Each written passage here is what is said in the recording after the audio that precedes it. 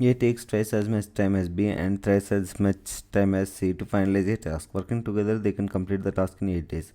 The time taken by A, B, C respectively to complete the task is ఏ అనే person B అనే పర్సన్కు time comparison ఇచ్చాడు. ఏ విధంగా ఇచ్చాడు? A takes twice as much time as B అంటే B అనే person 1 డేలో కంప్లీట్ చేస్తే సి అనే పర్సన్ 2 డేస్లో కంప్లీట్ చేస్తాడు. ఇది ఫస్ట్ కండిషన్. అండ్ సెకండ్ కండిషన్లో ఏను సితో కంపేర్ చేశాడు. A takes thrice as much time as C. C అనే పర్సన్కి 1 డే టైం పడితే ఏ అనే పర్సన్కు 3 డేస్ టైం పడుతుంది. This is the condition. అప్పుడు A is to B is to C ఏమవుతుంది? A is to B is equal to 2:1. A is to C is equal to 3:1. 3 2 is 6, 3 1 is 3.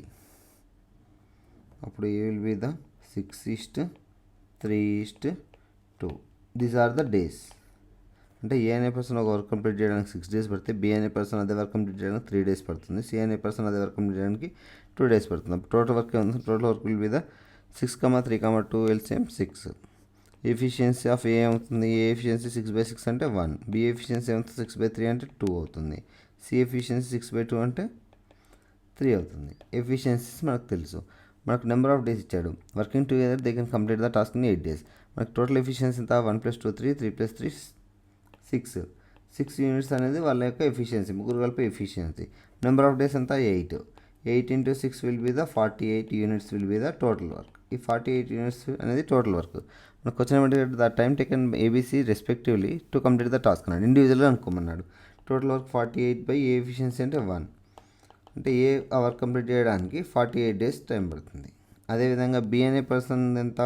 Total work 48, efficiency అనేది 2. 2 1 2 24.